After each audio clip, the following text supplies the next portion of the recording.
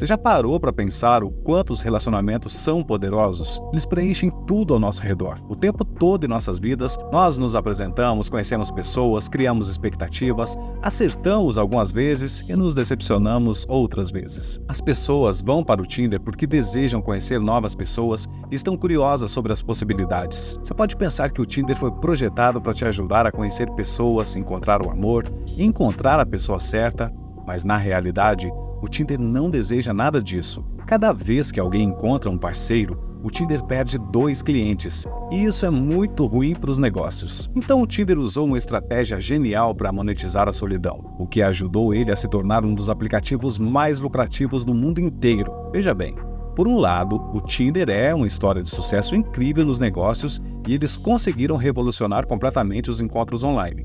Mas por outro lado, há inúmeras alegações de que a empresa priorizou o lucro em detrimento das pessoas e brincou com a emoção humana mais fundamental, o amor. Por exemplo, você sabia que o Tinder atribui a todos os usuários uma pontuação secreta que classifica o quão desejáveis essas pessoas são?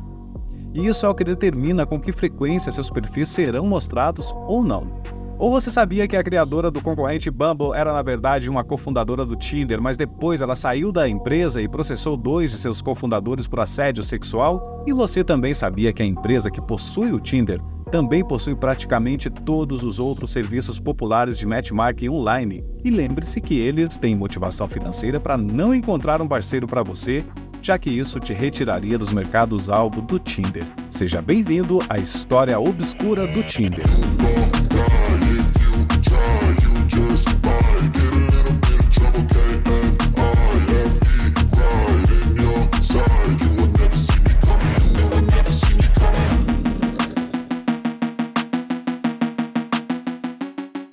O Tinder começou como uma maneira divertida de deslizar por solteiros em sua área local. Algo novo, empolgante, e todos estavam comentando sobre isso. Então você se juntou e começou a receber matches. As conversas eram divertidas e você pensou como isso era ótimo e fácil. Mas então algo mudou. Você começou a receber menos matches, menos mensagens, anúncios começaram a aparecer e a quantidade de swipes que você poderia fazer a cada dia se tornou limitada. O que antes era um aplicativo projetado para ajudá-lo a conhecer novas pessoas, agora parecia um aplicativo projetado para fazer você gastar mais dinheiro. A empolgação se foi e você raramente estava conhecendo pessoas novas. Será que existia algo de errado com você? Então você viu o anúncio para o Tinder Gold. Ele prometia impulsionar seu perfil e mostrar as pessoas interessadas em você. Então você pensou, é isso que eu preciso. Isso me levará de volta aos encontros, à diversão, às memórias. Você pegou seu cartão e fez a compra. Nos Estados Unidos, custava $14,99. Você se lembra de pensar, vai valer a pena. E no início valeu a pena. Era como o antigo Tinder, você estava recebendo matches, mensagens e encontros. Mas então, assim como antes, tudo secou. E aí, o Tinder mostrou outra nova solução. Você poderia atualizar para o Tinder Platinum por uma taxa ainda maior. E aí a pulga começou a coçar atrás da orelha e você começou a se perguntar o que estava acontecendo. Para entender verdadeiramente o que aconteceu, precisamos voltar ao começo. Sean Red estava estudando negócios na universidade, mas aos 18 anos ele percebeu que estava cansado de aprender sobre negócios na sala de aula e queria criar algo novo, revolucionário.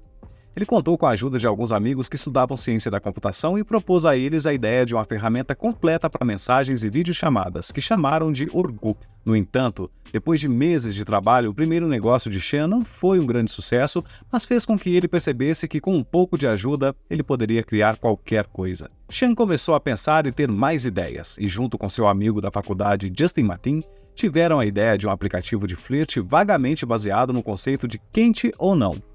Em fevereiro de 2012, depois de trazer a bordo um engenheiro de software chamado Joe Munoz, os 3 trabalharam incansavelmente por 3 semanas para criar um protótipo de sua ideia. O aplicativo originalmente tinha layouts de curtir ou não curtir, e depois de mostrar o protótipo a alguns amigos, eles perceberam que seria ainda melhor tentar tornar o aplicativo o mais gamificado possível, o que os levou a introduzir o famoso recurso de deslizar. Em vez de usar curtir ou não curtir, eles introduziram o deslize como uma maneira rápida de dizer sim ou não a um possível match. Originalmente, eles chamaram o aplicativo de Matchbox. Sean e seus amigos desenvolveram o aplicativo durante um hackathon, que é basicamente um evento que reúne programadores de computador para trabalhar e colaborar em projetos. Este evento foi organizado pela Hatch Labs, que é uma incubadora de startups de propriedade de um gigante conglomerado chamado IAC. O que é interessante é que a IAC é propriedade do Match Group, uma empresa que possui uma participação majoritária em sites de namoro como Match.com, Plenty of Fish, OkCupid, OurTime e praticamente todos os outros sites de namoro mais populares. Portanto, não foi surpreendente que após o hackathon eles investiram no Matchbox. O nome Matchbox era um pouco parecido demais com Match.com, o que levou à mudança de nome para Tinder. Em um artigo sobre Sean Red escrito na Bloomberg Business Week, eles comentaram que ele era evasivo ao falar sobre o relacionamento do Tinder com a IAC. Tiveram que perguntar a ele repetidamente antes que finalmente ele reconhecesse que a IAC não era apenas um investidor, mas o proprietário majoritário da empresa. É claro que na época ninguém tinha ideia de que em breve o Tinder se tornaria um dos aplicativos mais lucrativos do mundo. Justin teve a ideia de promover um novo aplicativo nos campi universitários. Ele começou introduzindo o aplicativo para pessoas influentes em fraternidades e irmandades, vendendo-o como uma maneira de acelerar o processo de conexão. E nem é preciso dizer que todos adoraram. E em pouco tempo, o aplicativo começou a se espalhar de campus em campus por todo o país. Seu crescimento foi ainda mais impulsionado pelas grandes festas que as empresas organizavam, onde apenas era permitido a entrada daqueles que tinham baixado o aplicativo. Em pouco tempo, o Tinder havia se espalhado e começou a sair dos campi universitários para se tornar popular nas grandes cidades. O recurso de deslize era particularmente viciante, e até outubro de 2014, os usuários do Tinder haviam completado 1 bilhão de deslizes por dia e o usuário médio do Tinder gastando quase 90 minutos por dia no aplicativo. O Tinder estava no auge. Ele foi nomeado a melhor nova startup de 2013 pela TechCrunch e Sean Red e o resto de seus cofundadores estavam desfrutando de muito sucesso. Eles até foram destaque nas capas de revistas importantes naquela época. Claro, à medida que o Tinder ficava mais famoso, também atraía alguma atenção negativa. Houve muitas reclamações de que o Tinder estava tornando os encontros excessivamente superficiais, focados apenas na aparência. Além disso, haviam dados que mostravam que o Tinder estava causando um aumento na infidelidade. No entanto, a verdadeira controvérsia estava acontecendo dentro da empresa. Em 2014, Whitney Wolfe, uma das primeiras cofundadoras da empresa, entrou com uma denúncia de assédio sexual contra o Tinder. Ela alegou que Justin Mateen, seu ex-namorado e cofundador do Tinder, havia enviado mensagens de texto ameaçadoras e abusivas a ela e que a cultura do Tinder era misógina. Ela também afirmou que foi retirada de seu status de cofundadora porque era uma mulher. Essas acusações causaram uma grande divisão no Tinder, dividindo a equipe em dois lados e ameaçando a empresa como um todo. Eventualmente foi alcançado um acordo de cerca de $1 milhão, embora ninguém tenha admitido a culpa. Mas aqui está a reviravolta. Depois de sair da empresa, Whitney fundou a Bumble, um concorrente direto do Tinder com um conceito e design muito semelhantes. As duas empresas travariam várias batalhas judiciais nos anos seguintes, incluindo um processo alegando que o Bumble era culpado de infração de patente e roubo de segredos comerciais do Tinder. Em dezembro de 2016, um homem chamado Greg Blatt assumiu como CEO do Tinder, mas em uma outra reviravolta, Greg foi posteriormente removido como CEO depois de ser acusado de assédio sexual por outra ex-vice-presidente do Tinder. Embora ele tenha mais tarde entrado com um processo de difamação contra sua acusadora, alegando que tudo não passava de uma campanha difamatória contra ele, a verdade por trás de tudo isso ainda não está muito clara. De qualquer forma, não é uma boa imagem para um aplicativo de namoro ter dois executivos removidos devido a alegações de assédio sexual. Além disso, o Tinder admitiu abertamente que existiam criminosos sexuais registrados em seus produtos gratuitos, já que o Tinder não verificava quem usava o aplicativo, o que inevitavelmente resultou em algumas histórias assustadoras do Tinder. Isso sem mencionar as pessoas que foram enganadas pelo aplicativo, como o Tinder Swindler, que enganou suas vítimas e roubou delas mais de $10 milhões. No entanto, talvez o aspecto mais controverso do Tinder seja como ele ganha dinheiro. O Tinder estava rapidamente se tornando o aplicativo de mídia social com o crescimento mais rápido na loja de aplicativos e a plataforma de namoro mais popular nos Estados Unidos. No entanto, isso significava que os investidores estavam começando a exigir um retorno sobre seus investimentos. Então, os fundadores do Tinder começaram a procurar maneiras de lucrar com sua nova base de usuários. Em 2015, o primeiro serviço de assinatura premium foi lançado, o Tinder Plus. A empresa esperava que isso fosse suficiente para gerar receita e finalmente tornar a plataforma lucrativa. As duas novas características lançadas com o serviço foram o passaporte e o rebobinar. O passaporte permitia que os usuários alterassem sua localização para encontrar matches em qualquer lugar do mundo, enquanto o rebobinar era uma função que dava ao usuário a opção de trazer de volta um perfil que anteriormente tinha deslizado para a esquerda, ou seja, rejeitado. Contudo, eles sabiam que esses novos recursos por si só talvez não fossem suficientes para convencer as pessoas a pagar.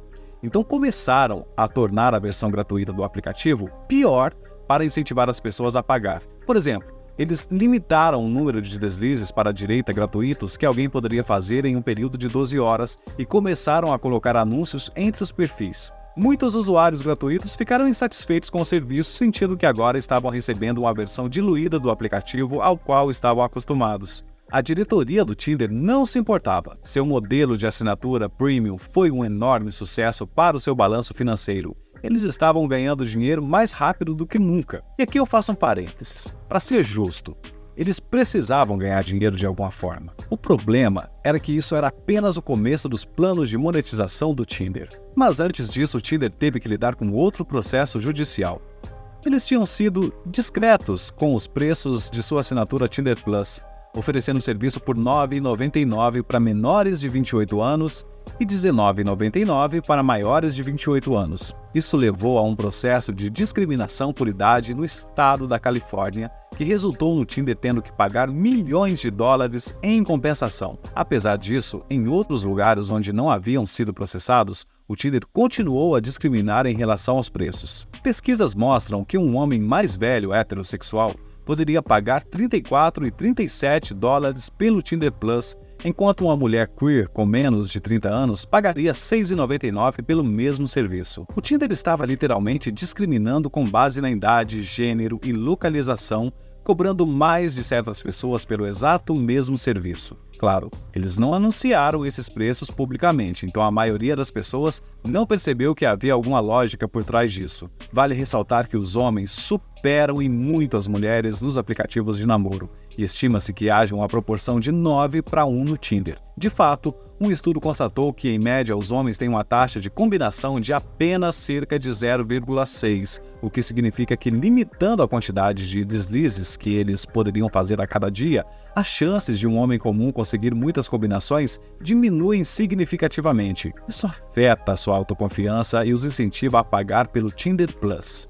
Como resultado desse plano de assinatura, o Tinder estava ganhando mais dinheiro do que nunca, o que lhes permitiu expandir rapidamente para o exterior. O Tinder estava se tornando global. No entanto, logo houve pressão do conselho para aumentar a receita novamente, o que levou ao lançamento de um novo nível mais alto de sua assinatura premium, desta vez chamada de Tinder Gold. Por um extra de 5 dólares por mês ou 10 dólares extra se você tiver mais de 30 anos, você poderia ver os perfis que estavam deslizando para a direita em você e obter um aumento gratuito no perfil por mês. O aumento de perfil permitia que você pagasse para se colocar na frente da fila, aumentando suas chances de conseguir um match. Foi por volta desse tempo que os usuários gratuitos começaram a relatar uma diminuição significativa nas interações, e a gente volta a falar sobre isso mais tarde.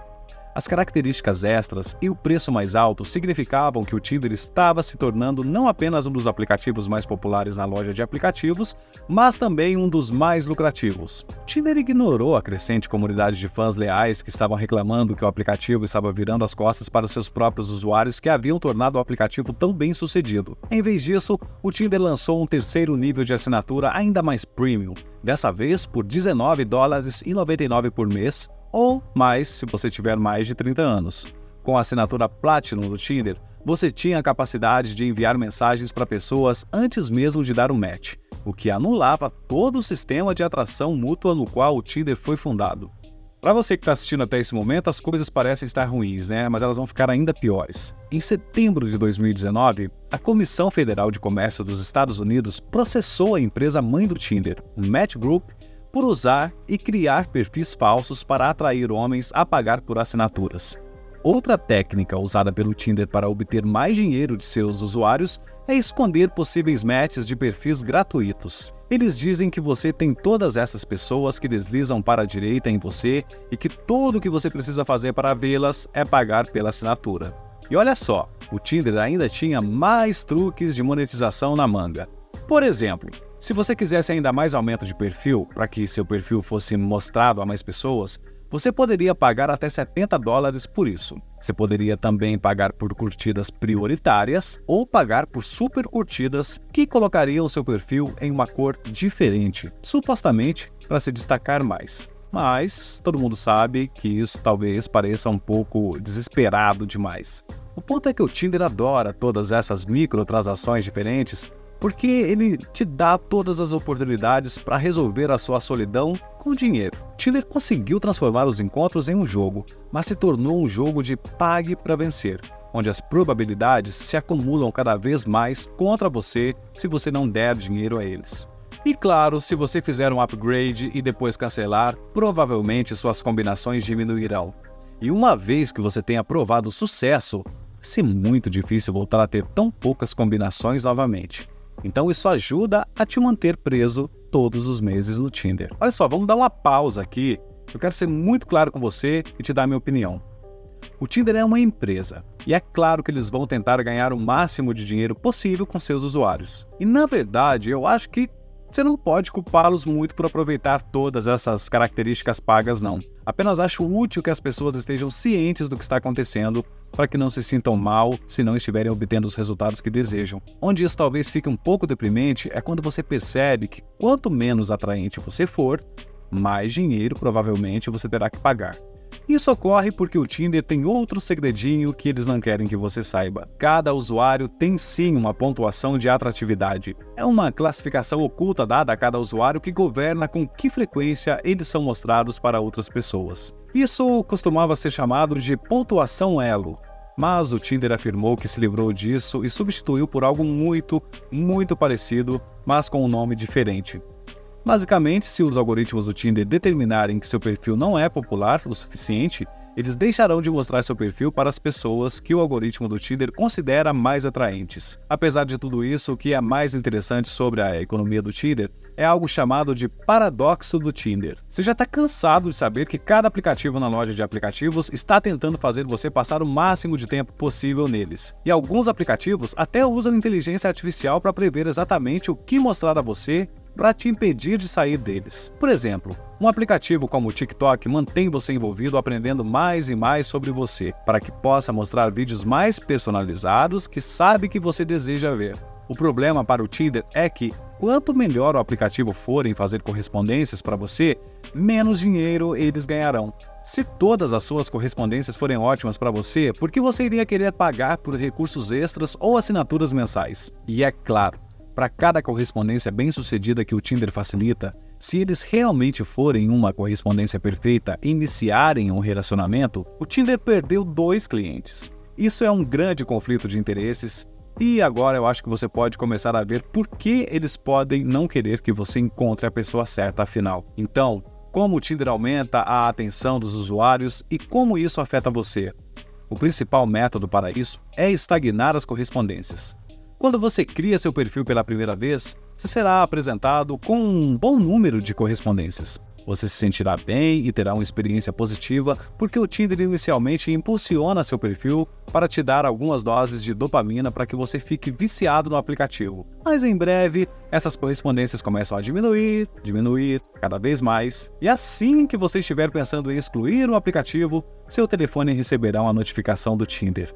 É uma correspondência. Assim a dopamina é liberada em seu cérebro e você está viciado novamente, voltando a deslizar em busca de mais correspondências. Relatos afirmam que o Tinder usa ciência de dados para saber com que frequência a pessoa média precisa receber uma correspondência para usar regularmente o aplicativo.